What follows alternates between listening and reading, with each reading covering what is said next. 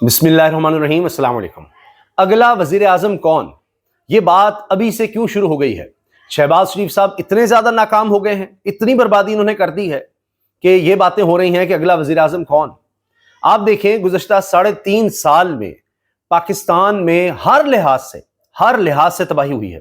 पाकिस्तान की 78 साल तारीख में कभी ना इंसानी हुकूक की ऐसी पामाली थी। मैं इंसानी हुकूक का इसलिए जिक्र करता हूं कि ये बुनियादी चीज है, ऐसी नहीं दुनिया भर में इसको बड़ी अहमियत दी जाती है।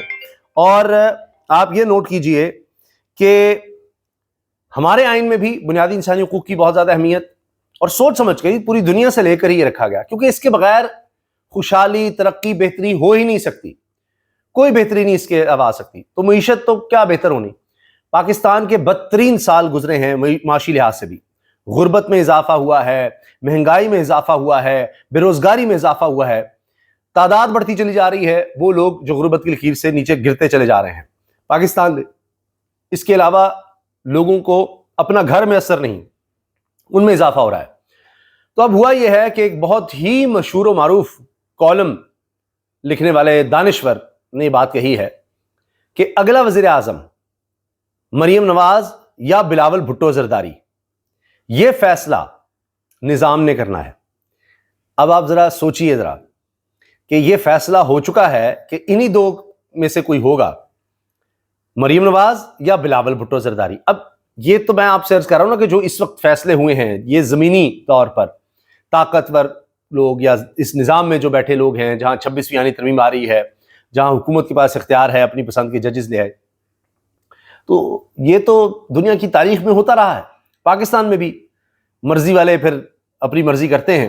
एक मर्जी मुशर्रफ ने भी की थी कि जी ये 10 साल तक नवाज शरीफ साहब बाहर रहेंगे सियासत से। तो नवाज शरीफ साहब खैर सियासत में तो वापस आ गए, वो अलग बात है कि अब नहीं आ सके, इस दफा नहीं आ सके, डील के बावजूद नहीं आ सके। इश्तिहार भी छुपा लिए उन्होंने, अखबारात में पैसे भी लगा दिए कि जी अगला चौथी दफा वज़ीर आज़म नवाज शरीफ, तो फारिग हो गए। तो लिहाजा वो कोई पता नहीं लगता कि डील किस वक्त क्या हो जाए। लेकिन मेरा तज्जिया ये है कि जितनी ताबेदारी शहबाज शरीफ साहब कर रहे हैं, जितनी चापलूसी, जितनी खुशामद ट्रंप के हवाले से पूरी दुनिया में आप देख लीजिए, तो वो बड़े बेहतरीन उम्मीदवार हैं। क्योंकि जब से वज़ीर आज़म बने हैं उनकी सेहत का कोई मसला ही नहीं हुआ, दौड़ते भागते फिरते हैं, कभी कमर की कोई तकलीफ भी नहीं हुई। तो उनको कैसे आप पीछे कर सकते हैं? लेकिन बहरहाल वजह यह होगी कि इतनी बदतरीन हुकूमत तारीख में, क्योंकि आप हकायक को तो छुटा नहीं सकते, तो लिहाजा बताया जाएगा कि नहीं देखे ना, ये दो लोगों में से कोई एक आएगा और वो बेहतर कर देगा, फलां कर देगा। इनकी लड़ाई चल रही है अभी। यही आप देखते हैं कि पीपल्स पार्टी और नून लीग में जो बयानबाजी है वो सिर्फ इस वजह से है और कुछ नहीं है, वरना एक दूसरे के साथी हैं। अभी से माहौल बनाने के लिए हो रहा है। आज देखिए क्या खबर आई कि कश्मीर में अब नून लीग पीछे हट गई है और पीपल्स पार्टी की वहां हुकूमत कश्मीर में बनाने के लिए राह हमवार की जा रही है। ये असल बात है। तो बारियां देनी है कि अच्छा जी सिंध में भी उनकी है गवर्नमेंट, बलूचिस्तान में भी पीपल्स पार्टी की कहने को गवर्नमेंट है, अब कश्मीर में भी आपको हिस्सा दे दिया है, तो अब आप खामोश हो जाएं और हमारी बारी पूरी होने दें, अगली दफा देखी जाएगी। तो ये लड़ाई फिर हो जानी है कि बिलावल या मरियम नवाज साहिबा। तो यहां तो अब राना सनाउल्लाह कह रहे हैं कि और कोई चॉइस नहीं है मरियम के अलावा। वहां जरदारी खानदान से आप पूछेंगे, सिंध में बात होगी, नहीं नहीं नहीं, बिलावल के अलावा कोई चॉइस नहीं है। तो दोनों ने मुकाबला करना है निजाम को खुश करने का, अवाम को नहीं। यानी अवाम इसमें है ही नहीं, अवाम माइनस है, अवाम का कोई ताल्लुक नहीं है। इलेक्शन का आइन, कानून, अदालतें, सुप्रीम कोर्ट, इलेक्शन कमीशन, कोई हैसियत नहीं है। अपने बंदे लगाओ और उसके बाद निजाम चलाओ। तो आप निजाम में मकबूल होना चाहते हैं। अब दूसरी तरफ अवाम है, वो कुछ और सुनना ही नहीं चाहते। कैदी के अलावा, जिसको डयाला जेल में कैद किया हुआ है, उसके अलावा कोई बात ही नहीं है। उसकी मकबूलियत और बढ़ती चली जा रही है, क्योंकि जैसे जैसे ये मईशत का ग्राफ नीचे जा रहा है, लोगों की जिंदगियां मुश्किल हो रही हैं। अभी मैं एक तस्वीर देख रहा था, किसी सहाफ़ी ने वो शेयर की, और वो वेइंग मशीन, यानी जिस पर वेट करते हैं जब आप सब्जी खरीदते हैं, उस पर एक टमाटर रखा हुआ और वो नीचे कीमत लिखी आ रही थी 75 रुपये। एक टमाटर की कीमत 75 रुपये है। तो शुक्रिया किसका अदा करना है, ये सवाल है।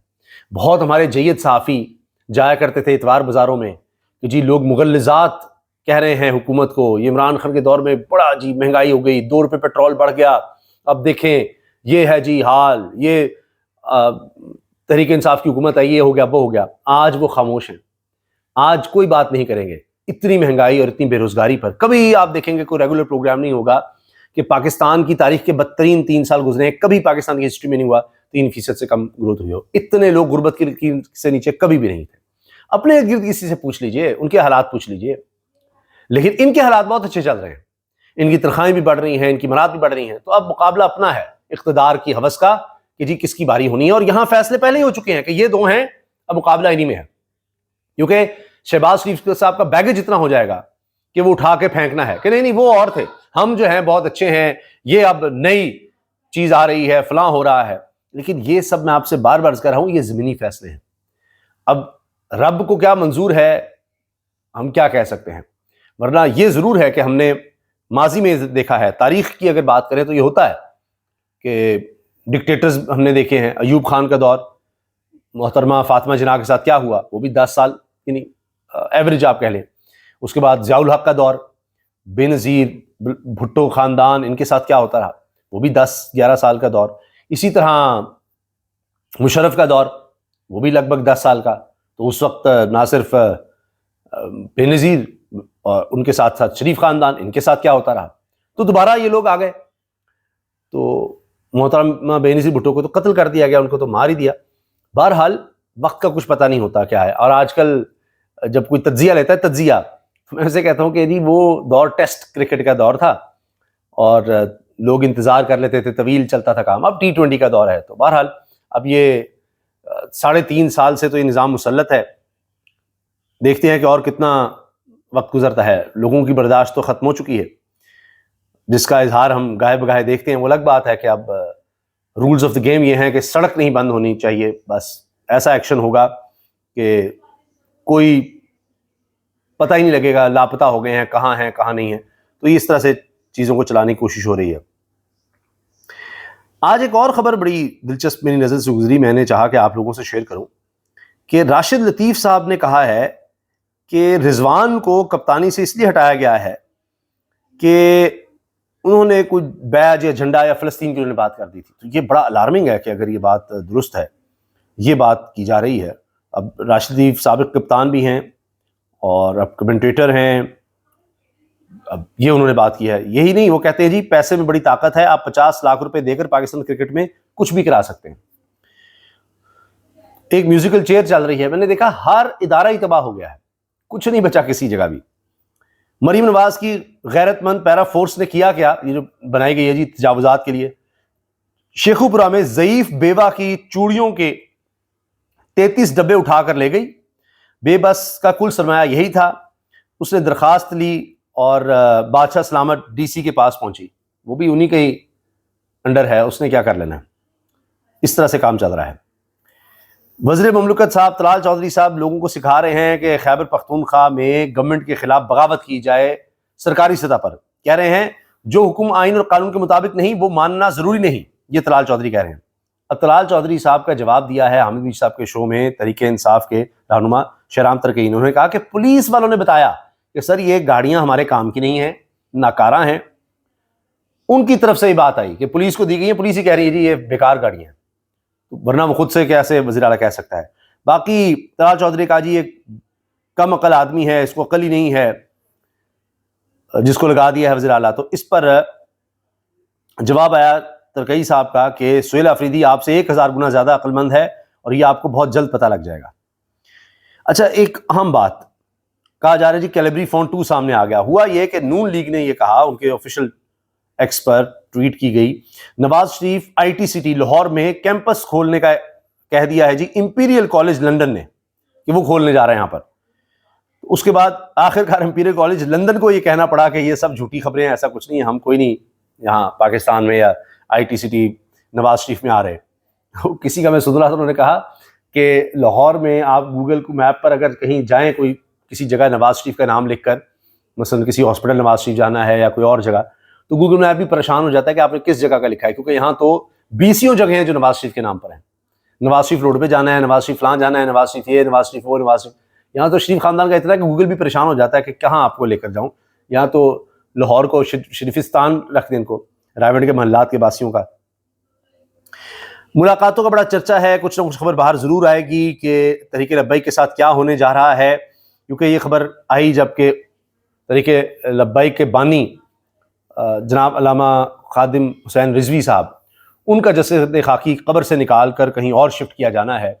اور بہرحال خبری اپنی بات پر قائم ہے کہ پولیس کی طرف سے یہ گیا تھا، یہ کہیں کہ ایک اوپینین کہ یہ کر دینا چاہیے، چونکہ آگے عرس بھی آ رہا ہے ان کا 19 تاریخ کو. تو اس پر عظمہ بخاری صاحبہ نے باقاعدہ آ کر پریس کانفرنس کی ہے اور بھی بہت سی باتیں کی. انہوں نے کہا لیکن یہ نہیں ہونے جا رہا، یہ باقاعدہ ان کی طرف سے اعلان ہے. اور دوسری بات تو میری نظر میں بڑی عام ہے، انہوں نے کہا کہ جی سعد رضوی، انس رضوی کو کہا گیا ہلاک ہو گئے ہیں، ایسا کچھ نہیں ہے. جبکہ کچھ لوگ ابھی بھی کچھ خدشات کا اظہار کر رہے ہیں ان کے لوگ. لیکن ایک طرف محسن نقوی گئے ہیں، مفتی منیب اور دیگر مفتیان کرام اور اہل سنت کے دیگر علماء کرام سے ملے ہیں جا کر، اور یہاں اسلام آباد میں بھی الگ ملاقاتیں ہوئی ہیں. تو اس سے لگ رہا ہے کہ کوئی نہ کوئی چیز نکلے گی. تو انشاءاللہ اس حوالے سے بھی جو بھی سامنے آئے گا آپ سے ڈسکس کریں گے. بعض لوگوں کا خیال ہے کہ جتنی سختی کی گئی ہے اب شاید کچھ پیچھے ہٹا جائے گا. مجھے لگتا ہے کہ لبیک کے لحاظ سے تو پیچھے نہیں ہٹا جائے گا. یعنی رضوی برادران کے لیے کوئی نرم گوشہ کچھ نہیں، جو ان کی مرکزی لیڈرشپ تھی ان کے لیے بھی کچھ نہیں، کوئی اس طرح سے نہیں. ہاں ان کے کارکن وغیرہ جو باقی 10-10 ہزار بندہ پکڑا جا رہا ہے، کیا جا رہا ہے، ان کے لیے شاید کچھ نکل سکے. اور باقی مدارس اور مساجد کے منتظمین کے حوالے سے جو خوف ہے کہ بھائی اگلی باری ہماری ہے، کسی کو نہیں حکومت نے چھوڑنا، کیونکہ کچھ ایسی طاقتیں ہیں جن کی طرف سے ڈائریکشن ایسی ہے کہ بھئی ان کو کنٹرول کرو، تو ہو سکتا ہے کہ پھر ہماری باری آ جائے. ان خدشات کو ضرور کم کیا جائے گا. لیکن رضوی برادران کے لیے مجھے کوئی نرمی نظر نہیں آتی. اور یہ بھی کچھ رپورٹس آئی ہوں گی کہ جی یہ قبر شفٹ کرنا نیا مسئلہ بن سکتا ہے، تو شاید اس لیے پھر رک گیا معاملہ، ورنہ یہ تجویز تو تھی. اور ضیاء تنولی صاحب کی خبر ہے اور اپنی خبر پر قائم ہے کہ جی یہ تو چیز چل رہی تھی. اجازت دیجیے، اللہ حافظ.